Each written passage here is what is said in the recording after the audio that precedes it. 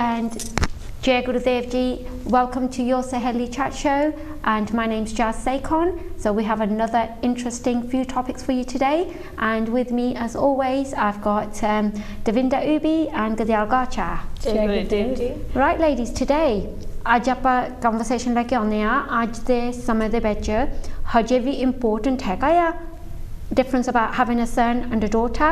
Do you think women or men still feel that they want to have a son? I definitely think so, because ਜਿਹੜੀ ਖੁਸ਼ੀ ਕੁੜੀ ਦੀ ਹੁੰਦੀ ਹੈ ਤੇ ਜਿਹੜੀ ਖੁਸ਼ੀ ਮੁੰਡੇ ਦੀ ਹੁੰਦੀ ਹੈ is completely different. I mean, people will say, oh, they're really happy, but generally speaking, genuinely, I don't think they're quite there yet. They're happy that the child's healthy and you know, pretty and everything, you know, everything's gone well. But I think when you've got the boy, you know, it's like, oh my, it's like, you know, the ecstatic. You feel complete, and more valued, I suppose. But with a girl, it's like, yeah, you're okay. And I think with it comes the judgment and, oh, jalho, you know, you're gamunda ho juga. So there's still always that expectation that child, that girl is just not good enough. So, and I think that women feel that pressure. I think, you know, like ਜਦੋਂ ਕੁੜੀ ਹੁੰਦੀ ਆ ਜਿੱਦਨ ਹੁੰਦੀ ਆ ਕੁੜੀ ਆਪਾਂ phone ਆਂਦਾ ਆ ਉਹਦੀ ਬੇਬੀ ਹੋਈ ਆ okay, whereas ਜਦੋਂ ਮੁੰਡਾ ਹੁੰਦਾ ਆ it's like excitement and badaiyan and laddu coming out, but this is even more so that we need to make a stand for our girls. ਜਦੋਂ ਹੁਣ ਜੋ ਕੁਛ ਅਸੀਂ ਮੁੰਡੇ ਹੋਏ ਤੇ ਕਰਦੇ ਆ ਆਪਾਂ ਕੁੜੀ ਹੋਈ ਤੇ ਕਦੇ ਨਹੀਂ ਕਰਦੇ. And like, you know, there's campaigns like Pink Laddu Bando, Khosh Hovo, but deep down I still agree with you. There is that because a friend recently, they had a second granddaughter a couple of weeks ago, and they said, oh, you know, it's nice, kudi hoya, but it would have been nice if she had a son this time. Sad. But it's sad. But then like look at that girl child that's born. Appa keh ke odi kismat la lende hain. With that negative. It is happening. I understand that, but there is changes as well. I mean, fortunately, we just recently had a new baby girl in the family, and we did all celebrate. We thought, you know, it was my nephew's, but it was just a big celebration. It can happen. It's happening. So the changes are there. But they're happening quite slowly. Slowly, but it's nice to see that. And so we've also, you know, realised that the girls in our family are so precious, and you know, they're so meaningful, and they brought so much joy in our lives. I mean, this I've noticed in the last, let's say, 5 to 10 years. But before that, I mean, there was that it was quite obvious. You know, the boys celebrating boys was there all the time. But changes, it's nice to see that changes ho raha. But like I said, it's different in different families and communities. And I think also the girls nowadays, they're quite open-minded, and they're living you know, fulfilling life with an excellent career and the family, and it's more accepting and allowance. So the girls do, you know, they don't actually feel that as much. But then there's another family I know that they're very educated, you know, he's a doctor and everything, yet when they had a baby girl, and it's a young lad, he's only in his late 20s, but he felt the difference between having a girl and a boy. He actually, because it's the way he's living in that environment in his family, there are older people living in the family. I mean, I know somebody who's got 2 girls, and she's one of my friends, and she was saying that she's happy, her and her husband are happy with the 2 girls, and they completely fulfilled as a family. But it's the extended family that are saying, oh, you know, are you going to have a boy? Do you want a boy? And the pressure is, even though it's not as obvious as when we were younger, but it's still there. Is it because of the name? Is it because of the husband? Is it because of the elders? Well, I think it's a generation thing. It's a generation thing. I think our generation are more accepting. But I think the older generation, you know, the in-laws or that side of things, they still would prefer, you know, one of each at least, as a minimum.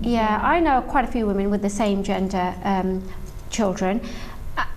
Like some of them, you know, they've got 3 daughters, and like this is going back 25-30 years, they really wanted a son more than anything else, and it was having a massive impact on their mental health because they really wanted a son.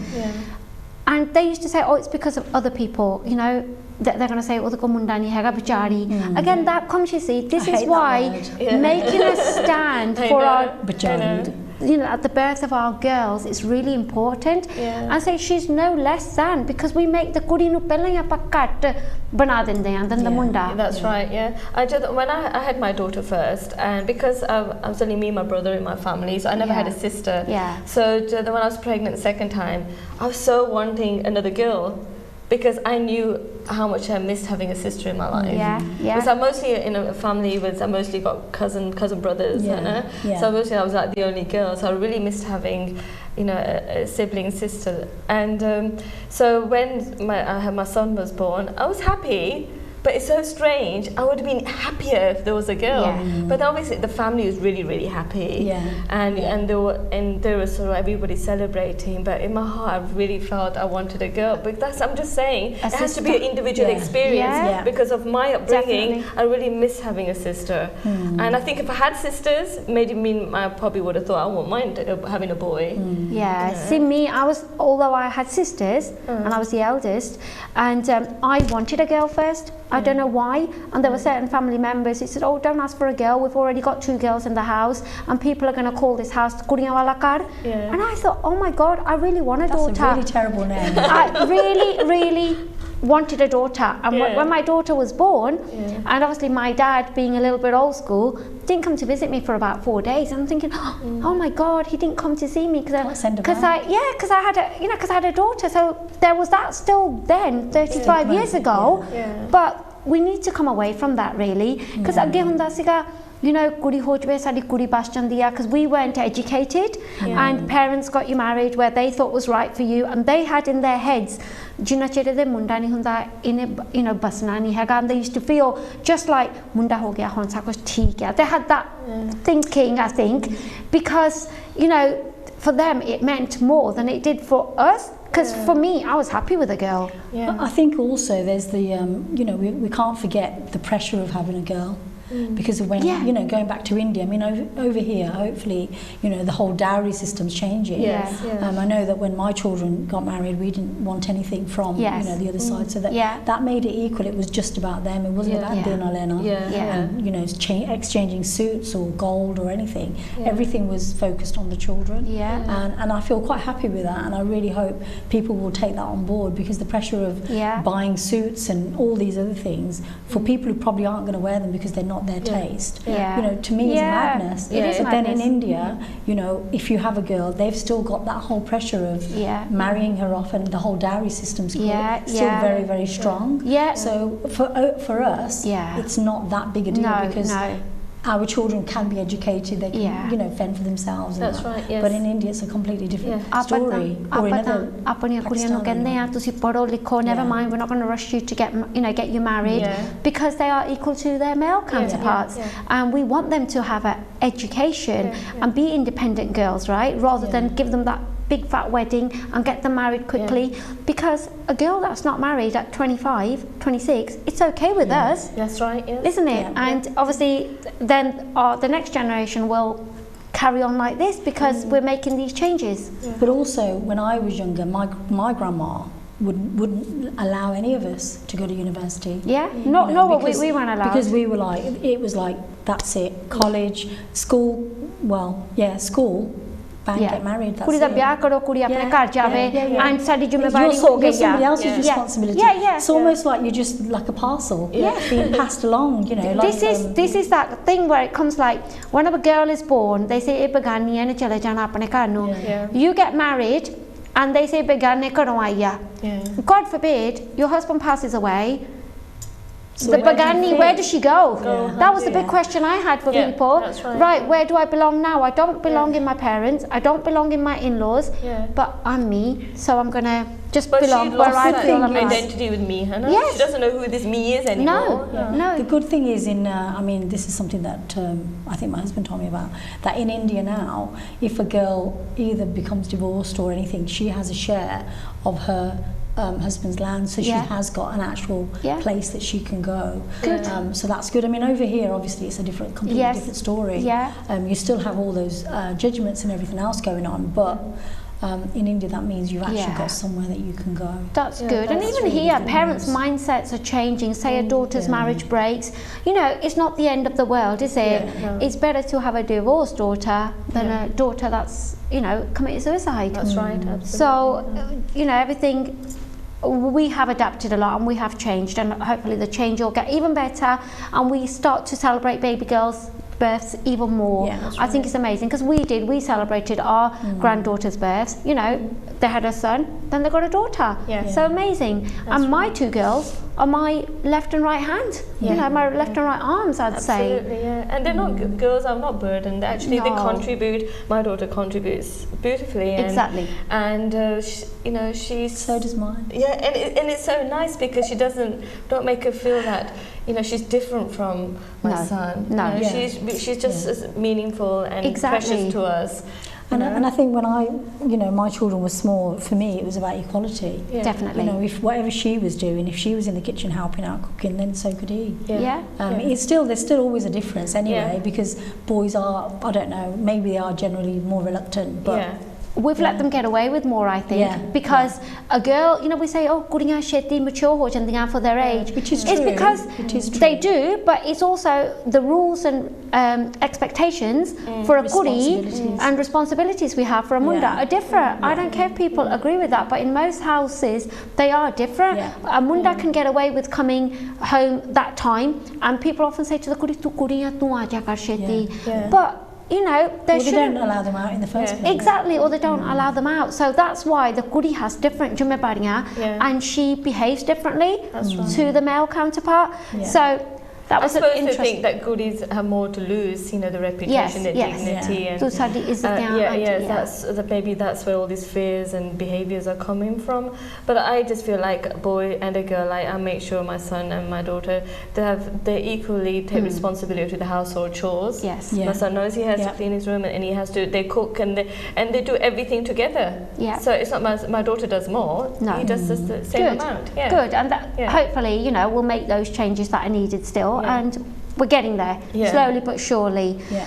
The next thing we're going to discuss, I thought was good, was pros and cons of living in an extended family. Obviously, it's still there, which is great, and the difference, like we said, you know, ਜਿਹੜੇ ਨਿਆਣੇ live with their grandparents and extended families, ਪਹਿਲੀ ਤਾਂ ਗੱਲ ਆ ਉਹ ਨਿਆਣਿਆਂ ਦੀ ਪੰਜਾਬੀ ਕਿੰਨੀ good ਹੁੰਦੀ ਆ, because we Yeah. are slowly getting away from our mother tongue. Yeah. Yeah. And I mean, even ਆਪਣਾ generation, ਅਸੀਂ mix ਤਾਂ ਬੋਲ ਲੈਂਦੇ ਆ, but a lot of it's English, right? Yeah. ਜਿਹੜੇ ਹੁਣ grandparents ਨਾਲ ਰਹਿੰਦੇ ਆ, or parents that don't speak English, their Punjabi is still there. Yeah. Yeah. So, you know, I mean, we don't live in extended families, right, the three of us, but we know there are still a lot of benefits with living in an extended family. So give me your views. I lived in an extended family when I got married, and to be honest, I really enjoyed it. I mean, but then life was different then. Yeah. If you're going back 20 years, you know, we've moved so much more Yes. now, where women want to have their own independence, they want to go out and about and stuff. Whereas at that time, it was just about looking after the kids, looking after the house, and you know, there was always somebody coming and going. So the expectations were different then. But now, with living in your own house, it's quite different. So the benefits of living with, you know, my extended family was great, because there was always somebody there to Yeah. play. All the children played together. There was Yeah. like four or Yeah. five of them, and we could kind of do other things. Yeah. So it was great, you know, and we genuinely enjoyed spending. But we had specific roles, Yeah. whereas one of us would cook, one of us would wash up, and so there was never any of that kind of conflict. Yeah. So for us, it kind of worked. But if you're thinking about that happening now, Yeah. I think it would be different. So what I'll ask you here is, as you get older, you know, I mean, as we're getting older, do we depend on our children taking care of us? Do you expect to continue living in an extended family? Do you have an expectation? I think my grandma, my nanny, she had a really good thing. She said, "Rabb sade kar pe jalai jaan de," you know, Haan. like keep them working, so that she would never have to rely Yeah. on anybody. Yeah. And touch wood, she never ever did. Yeah. That's good. And That's a big one. I think that's the mindset we need to have Yes. for Yeah. ourselves. Yes. Yeah. That Yes. we are responsible for ourselves first. Yes. Yeah. Without thinking that our children should look after us. Yes. We need to take care of our own bodies, our own Absolutely, minds, yeah. and not think that, you know what, I mean, obviously, if God forbid an accident happens, that's completely Yeah, different. yeah. Yeah. But you know, we should look after our own diet, not become so overweight, or you know, exercise regularly, eat the good foods, and not think that I'm going to fall down, that they have to do this, because we have to respect that they've got their lives as well, and they're busy and they've got their own things to do, and they might have their own children. Why? And that's going to create an added pressure, and I don't want to be that person. And I don't think we really have that expectation, because we're working and we've got, you know, financially we're secure, and we know our children are working, and we know deep down they will do their best, but 24/7 they don't, nobody has to do that, because we're not like that. We don't have that expectation, whereas the elders, I think, like our grandparents, they did have that of our parents. Sada mundeya sada khyaal rakhoge, sanu naal rakhoge, and to an extent our parents do as well. And we, you know, as long as they are living their life, they're happy, and they are still sad na bol chal theek hai. For us, I think we're from a different generation, and we're more accepting. That's right, yes.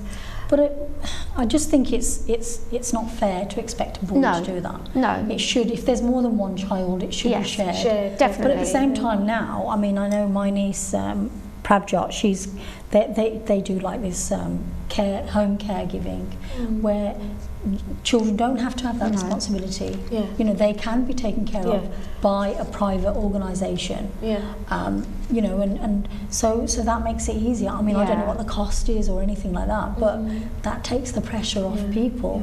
Because I think for a boy, especially, they've got to contain their wife, and they've got to look after their mum, and that causes friction in itself. And it's very unfair. And they're stuck in the middle, aren't they? Karke maan di vi sonni hai, wife di vi sonni hai. And this is why ajkal parents, that when their children get married, they go, you know what, tusi khosh raho. There's no pressure of living with us. So I think that's where the extended family is kind of dying down a bit. But then it's working. There's more harmony. There's less conflicts, and you know, bad mouthing someone. You've got love and respect, and tusi pyar na milde ha. And I think that's so important. Like you were saying, take your own responsibility, take care of yourself. Our lifestyles are different from our parents' lifestyle. We are more outgoing, and we're okay. Space. We want to do things ourselves. We know we're okay being alone sometimes, because we allow ourselves to recharge and connect with ourselves. Because now we're realizing how important to build that relationship with ourselves. We didn't have this understanding before. And when we build that relationship with ourselves, and we're okay with ourselves, baki relationships are pretty. Absolutely. And you know, like you said, we're women of new age and prefer having our own independence and our space as well. So for us, it probably would be hard to just live with somebody 24/7.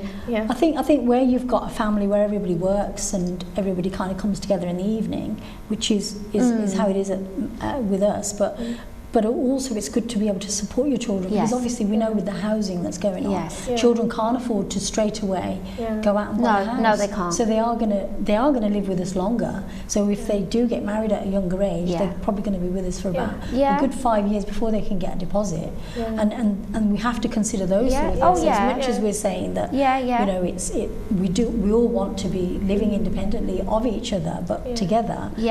But then you respect each other's privacy in the house.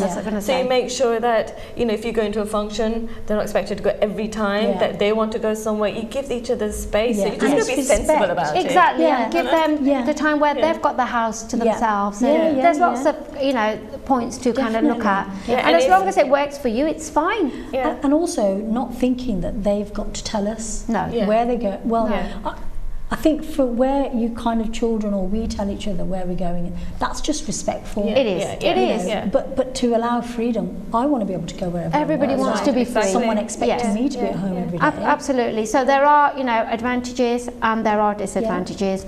But the children that I think live in extended families, especially the younger children, they're a lot more caring, aren't they? Because they've got their grandparents there, and it's just such a nice, when you go into a house where there are extended families and children, the way they look after their grandparents, it's just so lovely to see. They don't leave them alone. I know. And I think that happens if the mum's loving towards the grandparents. Absolutely. I mean, if there's conflict within the house, then the children are going to be taken out. They'll sense that straight away. So if there's harmony, then I'm sure it'll be really good. I mean, my children and all of my mum's grandchildren loved my mum so much, and they all had that special bond. And I think for children who've got a connection with an elderly person that makes them better as human beings. Definitely, and so much wiser. Yeah. Look how, you know, the old people talk to them and some jar them, and it's just so lovely. I know my children love talking to my dad and the wisdom they pick up from them. I used to love my nanny. I used to go and stay with her,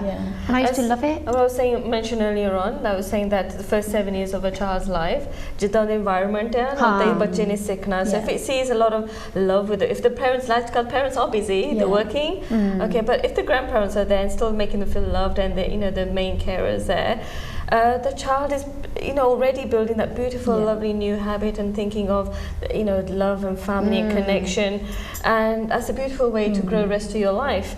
So that's the advantage of it. Definitely. But if the grandparents are living in the family and there is conflict between the parents, and the child also will pick up on that energy as well, and then the child will grow up the rest of its life thinking it's not safe to be around a crowd or group of people. So it's always going to be in that feeling of I don't want to be part of that family or something, you know. So they're like sponges, aren't they, children? They pick up everything and they absorb everything. Okay, the next thing we're going to talk about is, you know, there was this storyline in Coronation Street recently about skin tones. Do you think this is still the case? Does it matter? Kudi chitti hove, kudi da rang pakka. You know, to me it doesn't matter. There's only two colours, right? But ajkal hega when people are looking like, you know, they go to see a daughter-in-law, they still say, oh, kudi chitti chahidi, you know, because that was in our times, that was a big one then. So still, do you think that is, you know, for that storyline to be in that? Girls still trying to use Fair and Lovely to look fair and use a lighter tone of foundation? I mean, I personally haven't come across it recently, but then I don't know. I suppose it depends on what kind of people get your views. Mix with. I mean, I think it doesn't matter whether you're Asian or you're, you know, Caribbean.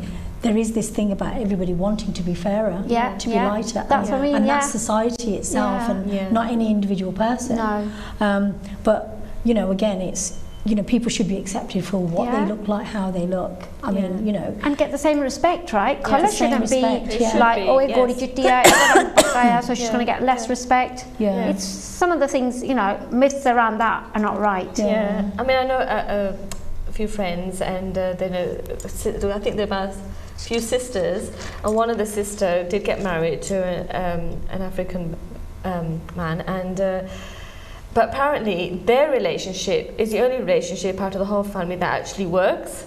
You know, they're the ones that actually have beautiful two children, and they've got no issues, no problems. But the other sisters are married to the normal, sort of like their partners, all fair and everything. They all got issues. Either they're separated, or they're just not in a good relationship. But what does that tell you then? Again, does the colour matter then? Yeah, it's a mindset, isn't it? It comes down to the mindset again. It's a prejudice at the end of the day. It is. And so I just thought I'd just see your views on that, because like I said, it's irrelevant to me, because you know, sometimes when you're just focused on that colour, you don't even notice the amazing features. The person with slightly darker tone, look at their features, look how amazing they look, and look how they carry themselves. But you're so engrossed and looking at the Gora Chitta Rang, and the older ladies especially, you know, they're like, oh my God, you're so fair. If you watch, I'm into this Sabyasachi, you know, theme, and look at their models, and now they start to put in models that heavier lady as well as dark skin toned. They look absolutely stunning. Yeah, they do. They look so good, and Sabyasachi is obviously brilliant, isn't it? Yes. And but they're trying to obviously convey the message that they've got the beautiful models, the thin models, all fair and lovely, but they started using models who are actually bigger and darker. And this looks just as good. Yeah, absolutely. And now, just going to ask you first, Goodale, financial freedom, what does that mean to you? Financial freedom is just being able to go out and buy what you want to buy when you want to buy it, and not have someone or within your own family or extended family saying to you, why are you buying that?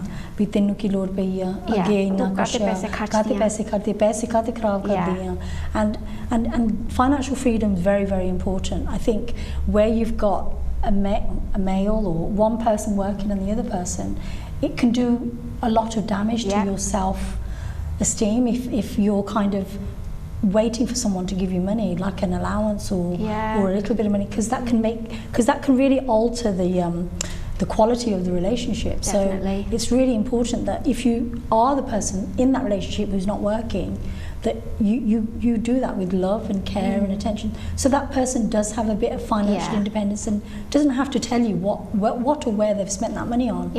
Well, financial freedom, I've heard stories from back in the day when women used to go to work, they used to have to hand their wage packet to their mother-in-laws. And you know, you hear these stories and you think, oh my God, in this day and age. And then this took me to this Britney Spears thing where her father controlled all her finances, and only now has she got this financial freedom to spend her money to look after her assets on her terms. But it resonated with us because you hear stories like this with women, you know, especially those that had come from India. They were sent to work and then the in-laws would take the wage packet off them every week.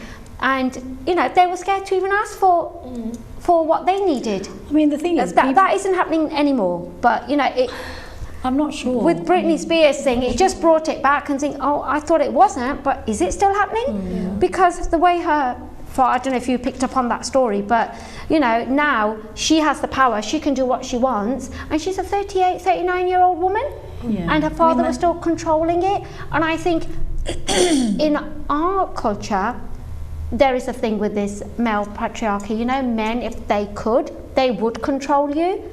I just think that there is still this thing within certain families that this control thing is quite big. I mean, for me, it's like women need things, you know, all the time. And if you haven't got the money and you've got to ask for money for certain things, well, then that's got to be wrong. But some on so many levels. Definitely it's wrong, because you're working, and financial independence is because you're working. You are doing it for your financial independence, aren't you? But there are families, you know, where you hear like parents have to control what their children are doing. That's a little bit different. And if they are young children, you know, under 18, sometimes they don't know when to stop. So that control is allowed to an extent because it's like teaching them. But whereas, you know, when, like you said, when you've got to ask, or you're so scared to ask for what's yours, that can be very become very toxic, can't it? I mean, I think if you're living in an extended family, I think everybody should contribute. If there's 4 or 5 people working, then I personally don't feel like it's the parents' responsibility to pay for everything. If the children are working, I agree. I think that, you know, even if they were to do the shopping or pay a small amount towards the bill or something, they have to contribute. Well, it makes them feel important as well. It makes them feel that they're just as equally, you know, a member of the family. It doesn't make them feel like they're separate, you know. And they're carrying this household because it's a joint effort. I don't think that happens very much in a lot of families. I feel like it should, the parents just carry it for as long as whatever. And things like that. So you're all thinking, but it makes the goodies actually feel like they work so hard and they want to feel special in part of the family and play the role as well. She's achieving something, and also gives them a bit of responsibility, and that responsibility they're learning to carry on rest of their life. And when they do get a house of their own, they'll know that the value you know how much things cost because they've contributed. I'll explain a little bit more about the financial freedom thing as well. Like, I just think money is also, as like you talk about energy again, it's like you've got to have a good relationship with it. And people, a lot of us come from a place of not enough, lack mentality, and that usually saying that I'm not worthy of having this much money in my life, and it's all coming from a program. I'm not good enough. I'm not special enough.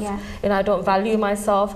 That also has an impact on financial situation in your life. If you don't value yourself, you don't think you're good enough, we won't attract to value, and that can be in relationships, as in people, as well as money as well, because it's all energy. So when you start valuing yourself and you start treating yourself good, and you find even, because that will start coming into your life effortlessly.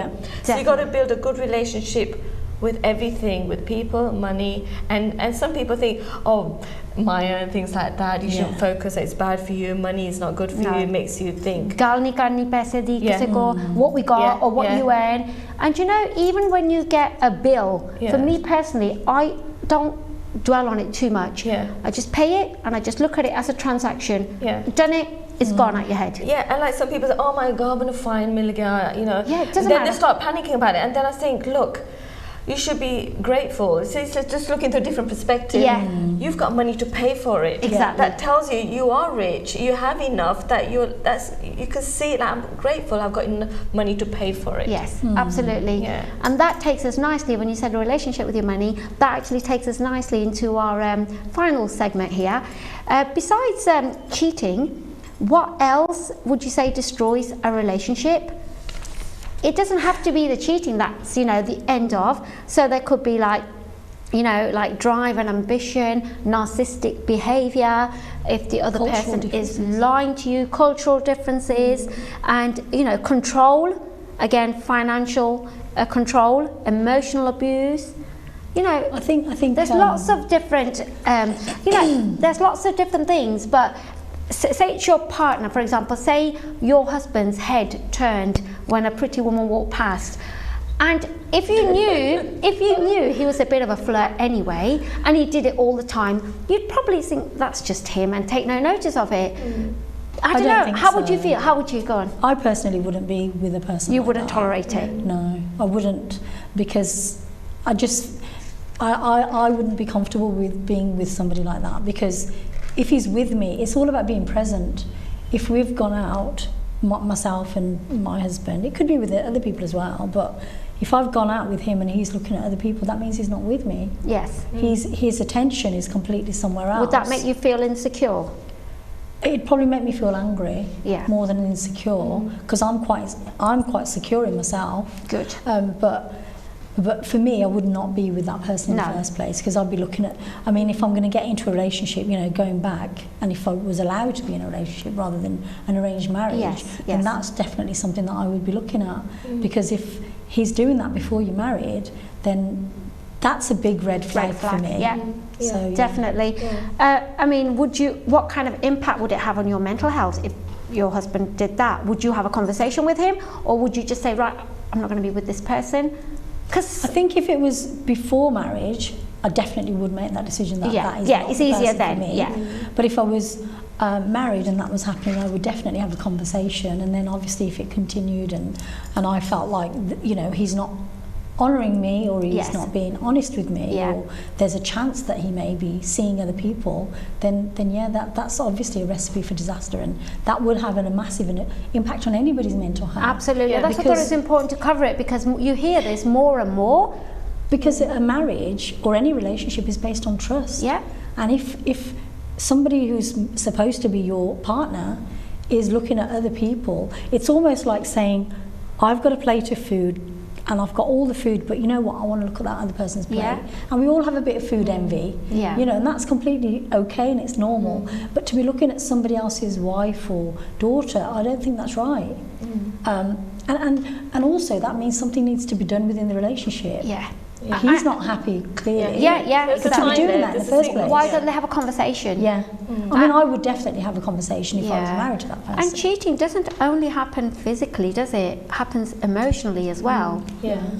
That- I mean, your my views? personal opinion on this is like, if my partner or a husband did that, I would actually think, what is it in me that makes me feel offended and hurt by this?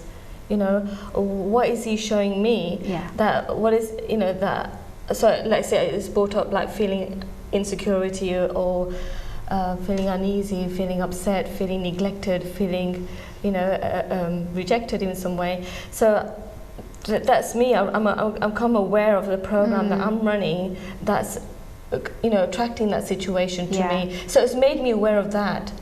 Okay, he's doing that, and obviously I'm not happy with it.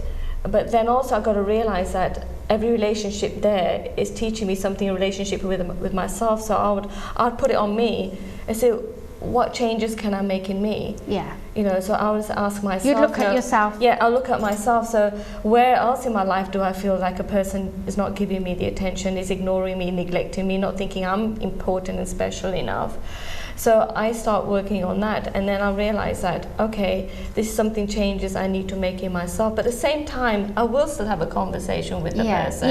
Say, okay, this has happened and it's happened a few times, but I want to understand, why is it making me feel like this?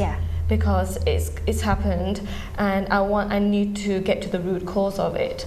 Because I could easily say, you know, if you do this again, I want you out. I don't want you in my life. But that doesn't change what I'm already carrying, that program. That will happen again in another relationship. It doesn't have to be a partner. It could be a friend at work, a colleague, or a sibling, or, you know, my mother-in-law. It will keep continuing happening. I think it would be difficult as well. I mean, I think before marriage, it's quite straightforward. You know, you can kind of sort that situation out. But then if you're married, and again, if you're in an extended family, and you know, people would condone that. So what? But they can't do that. That's another one of our Asian dialogues. That's okay to do that. And you know, and then if there's children involved, you know, there's going to be some people who are going to say, well, you need to stay with him. What's, you know, so what? For the What's kids' the big sake. deal? But again, we know, rather than stay in a toxic relationship, or in a relationship where it's not working out, it's better to be separated, because children are sponges. They pick up on everything. But separate. And it is affecting them. But if you have to, if you can't deal with it, because you know, for everyone, no one's right and no one's wrong. We all have our own views on this, don't we? Like, you know, where the trust and respect is gone, it's a big one. It's a big red flag. So if you have a conversation, and okay, you're prepared and you understand, because you have a lot of love and time for each other, you might be able to sort things, but you may not be. It just depends. And it's not about blaming the other person or being right all the time. Like we said, there's no rights or wrongs. We all have our own views and opinions and issues. But you know, if it's bugging you that much, and it's taking you away from who you really are, from your core, and your energy is drained, and your values, and it's just not sitting well with you, then you've got to have the conversation, and you've got to point it out, because you can't just turn a blind eye and leave it. Like you said, some people will say koi nahi, you know, you can't, it's not koi nahi. But if you don't change your assumptions about them, no matter how much conversations you have with them, it's not going to make any difference. If I already assume this person does, you know, flirt with other women, and that's what the image I've created about them, you'll continue doing that. So you need to change your assumption about this. No, my husband is very kind and caring, and only is fixated on me, and he only loves me. Once I make that my program repetition job, and that will play out. But then if you really believe that this person does, you know, flirt, and he will do it again, if I'm not there, he will do it again, and that's what's going to happen. So you can sit and talk to them, you know, and for that moment he might be okay for the next 6 months or a year, but you know, it doesn't really get to the root cause, which is here. We are always creating from what we believe in here, will always play out there. And if you really want to really change your relationship, you don't have to separate and move to another relationship, you know, but if you do separate, if you do want to, separate without judgment. Separate, we're not thinking I'm separating because this person is useless, he kept checking up other women. Separate, you know, thinking I had my learning with him, he helped me to realize where I'm separating with myself, I'm not valuing myself, and I've got a new story that my relationships with everyone are much more harmonious, and men out there respect me more than anything. And then you find that's a relationship you'll get. You're not stuck with any relationship. See, this is for those who have actually done the inner work on themselves, for them to think like that. But on the whole, those that haven't, it's very different, because I speak to women who have actually, and to men who've actually had to go through something like this, and you know, they just can't deal with it, because they're not even liking the energy that they're in, because they can't deal with what's going on. But they don't want to take the responsibility of changing themselves. They take everyone else, and they need to fix them. Then I'll be happy. My happiness depends. So if that person just looks at me, if they're looking at someone else, oh my God, he doesn't love me anymore. So we're giving this codependency that my happiness and my security, you know, it depends on their behavior. Otherwise, you know, they make me angry and I'm frustrated because their eyes are not on me. But if you're really happy and secure in yourself, you know, even they're looking around and flirting at everyone, you'll be having a joke, you'll be laughing about it yourself. You think, oh my God, that kid is nice too. You find humor in it. You're in a good place. You're not getting triggered. Some women are not so strong. It only takes them one little trigger, and you know, they're completely got disconnected from who they are. And then it's not right for them, because the thing is, ਗੱਲ ਵੀ ਨਹੀਂ ਕਰਦੀਆਂ ਕਿਸੇ ਨਾਲ. And this is where it's really important to just talk and open up and just share, because you don't know what the other person's going through. They might actually have a bit more to add. And that might be their normal behaviour. Yeah, exactly. Just their way of kind of, you know, getting over their own nervousness. Yeah, you know, that's just what they program themselves For me, how to function in life. Yeah, for me it would be like, you know, the boundaries that you've set, and you've got to watch where they're crossed, right? Yeah. That's a big one for me, like boundaries. You'd have the conversation, but if you felt your boundary was not being respected, it was crossed, then it's a big no-no. I'd bail out. I think, personally, but I never had to deal with anything like this, because my husband was a great guy and he would never do that to me. I know he would never do that. You know, he may look, but he wouldn't do anything. Honestly, he wouldn't, because you just know, don't you, the person you're with, what they're about deep down. I don't know. I think you know. I don't know, because a lot of these kind of things happen behind, you know, nobody knows anything, and it's only when you come across I don't know, the biggest a hotel like thing on your a receipt or a bill or something. So a lot of this sort of stuff is very, very deceitful, and it's very difficult. They think they can get away with it, but when they get away with it once, I think they'll do it again, and eventually, you know, they will get caught out. And it's not very nice, because you wouldn't like it done to you, would you? Sometimes you've just got to think like, well, we can come to discuss about the masculine and feminine energy now, why they do that. And codependency a bit more, because... And let's say, in the first when we all get into a new relationship, we're in that honeymoon period, because we're such in that present moment. We're all in that cloud 9 feeling, aren't we? Everything's lovey-dovey. And then our programs are not kicking in, because we're in the present moment. Our subconscious programs only kick in when we start thinking about the past or the future problems. But because we're so present, and we don't care dunya te ki ho raha, we're just so in love and everything. So everything at that moment just feels perfect. Harmonious. Yeah, and the relationship, that everybody's so committed to each other. But as soon as we get used to each other over time, months, whatever, and we start going back into thinking the past and the future, and then our programs kick in, the programs, I'm not good enough, I'm not special enough, and as soon as a partner does something, all of a sudden we get triggered. Oh my God, he's not, you know, he used to call me straight away, and now he doesn't, or he doesn't look at me the way he does. So all of a sudden you start to, the old programs that we download when we're young, I'm not needed anymore, I'm not special anymore. They start playing out. Those triggers are big, aren't they? So you've got to watch your triggers. Yeah, and remember the masculine energy, they like to pray. They're hardwired, because we all come from animal instinct, you know. So the masculine energy is all about, you know, praying, you know, they're like hunting, they're chasing, you know, the female energy. But once she's captured, right? Because a woman's energy, feminine, is all about receiving. Yes. So she doesn't do the chasing, she does the receiving. So she waits to be hunted. And once the hunting has stopped, and the masculine energy has been too much with the feminine energy, been too around her, obviously the masculine energy thinks, I don't want to be around the female energy, but because he doesn't want to take in the female energy. So the masculine energy, because I only can stay strong in my testosterone energy of being in my energy, so they naturally they start to go distant, not because they don't like the woman or something, or they've had enough of her. They, on a subconscious level, need to move away in order to get back into the masculine energy, because we're in each other's energy, we're sort of transmitting it to each other all the time. So to get the space, they go distant for a while, and there's needed time and space. But that's when the woman sort of starts to panic, thinking, God, he's so much into me, always about me. And all of a sudden now he doesn't answer my call, he doesn't seem to be interested in me, not realizing that he needs his space to recharge and get back into his masculine energy again. Being around the woman energy all the time, they start behaving more like the female energy. So that's when the woman sort of plays up, thinking, oh, I need to get him back. So she goes away from the female energy, which is receiving, and she starts doing the hunting instead. So she becomes more the masculine energy. So two masculine energy, what's going to happen? Conflict. Poof. So because you have our territory. We have our territory. But it could be passion as well. Yeah, well, it could be. That would be a powerful passion, yeah. But can you see that? With masculine energy, don't like to be chased by another masculine energy. It just pushes them away, and the woman thinks, I need to take action, I need to do something, I need to maybe dress more, cook more, arrange something more. That actually puts men off, So eventually men will want to go and chase someone else.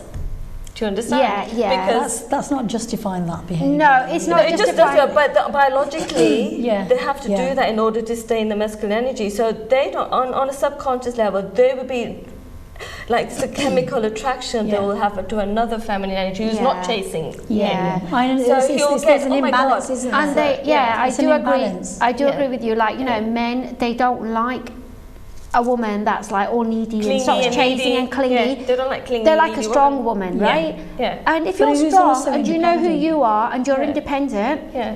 you just carry on being you. So to get him back, the one who's sort of getting in a distance and might be drawn to other women, you lean back, the feminine energy being back, she doesn't get into the action energy, she leans to go back into the receiving energy. How she leans back? She's safe and confident that I'm going to focus on myself, I'm important, I value myself, Yeah. and watch he chasing her back again. That's how it works, the dynamics. I mean, you were mentioning Great where tips. there's control in the relationship, and that's Yeah. where this may not work. Yeah, well, nobody likes to be controlled and nobody likes a narcissist, right? Somebody that's watching every move or want you to live their life the way they expect you to, according to them. Or complaining about everything you do, or making you feel a bit, disempowered about yourself, or saying, oh, you don't look very nice in that, or oh, your hair doesn't look nice like that, get your hair styled. Yeah. There's various things people can say to actually bring you right down. Yeah. And you don't need that, because sometimes it takes a person a long time to get to where they've got, and it could just be a comment like that. Again, it comes down to codependency. Yeah. Because Codependency, we need them Yes. to behave in a certain way that I can feel safe. So a woman who tends to be like, say, she's so low self-esteem, feels she's not good enough, she's not worthy enough, she's not special in the world, she wants someone like someone's narcissist who's in control, that who wants to be possessive over me, wants me all the time. We're not realizing that it's not a very healthy relationship to be in. Eventually she will get drained and depleted, and before you know it, she'll become like a severe victim case. Absolutely, and it's like like we said at the beginning, no one's right, no one's wrong. You've just got to do what feels right for you and Yes. what your Yeah. gut Yes. instinct says, because only you know your partner or your husband or your wife. Yeah. And Everybody's coming from their perspective, Yes. their programs, and it's a truth for them. So no one's right, so you can't judge anyone. So how they're living their life is true to them. But it's I will say, if it's not handled right, it can lead to disgust and hatred long term. So it does have to be handled. And mental health issues. Yeah, and mental health issues, and and the biggest insult is when you've done it and you're not admitting to it. How insulting is that for somebody? Yeah. But then that takes a certain amount of courage, and Yes. and that's where hopefully if it was an affair or whatever it is comes out, you've got to look at what's going to happen Yeah. next. Yeah. And if you do it in a way that's going to create a harmonious relationship, then the relationship can get better. Yeah. Yeah. But if it's going to come from a place of resentment, anger, and all those negative emotions, then there probably isn't anywhere that they're going to be able to go. Yeah, again, in any relationship, I think God needs to be present. If God is like a foundation, isn't it? Yeah. It's like when you build a house on sand, it's going to go. Yeah. So you do have to still have, that's why we do our fere, and the way, God is with us. But the God in is whatever we do. It's in us. So once we start valuing ourselves and breaking free from those old victim mentality, Yes. and say, no, I'm going to start valuing myself. Everything that I was seeking from my partner, I'm going to start giving that to myself. Yes. I'm going to admire myself. I'm going to flirt with myself. Yes. I And love that. watch your confidence, and watch men be chasing you. Forget your husband, all they be chasing you. Yeah. And then you got to be careful. And that's another story. Exactly. Exactly. It's like all starts with you, you Yeah. know. And there can be things like alcohol abuse, drugs, lots of other things as well that get you away from, each other, and then you go your own paths. So it's just these signs you've got to watch, and again, comes down to having these crucial conversations with each other and being in contact with each other, and just whatever doesn't feel right, address it. Yeah. And relationships are getting too serious after a while. Yes. First, and what I find another main cause of relationship conflicts is lack of playfulness. Yeah. You know, And it's humour it is is. so important. It is. Must It be is. funny, it's so good. Yes. Be Yeah. silly, it's so good. You know, tickle each other, have fun, must Be joke who you karo, are. hai na? Yes. That's so crucial for a very happy relationship. It's not all about going to work, coming home, what we're going to be talking about. Watch you know, TV. Keep TV or flying around, you know, have some fun. Forget about all of that. Let's just let's go out and play bowling or do something fun. Exactly. You know? You know, I always say, be like you were at the beginning of your relationship. Yes. Yeah. Try to be like that and keep bringing that in because it's important and you can't go wrong. Yeah. And you know, 99% of the times, if this kind of thing goes on, I saw some stats. 99%, if cheating or anything like this happens in a marriage, there's only 1% chance it can be fixed. So you're very lucky if you manage to fix yours, right? Yeah. Because the odds are not good. So thank you so much. The time goes so quickly. So be kind to each other, look after each other, and don't forget, be you, be real to yourself. You know, other cheating may go on, but don't you cheat on yourself. Yeah, And that's hope to right, see yeah. you soon. Yeah. Thank you. Fall in love with life and watch everything will happen beautifully for you. And good Have luck. a great weekend and Jai Gurudev. Enjoy the Jai rest of your Gurudev. day. Jai Thank Gurudev, you. thank you Thank so you. much.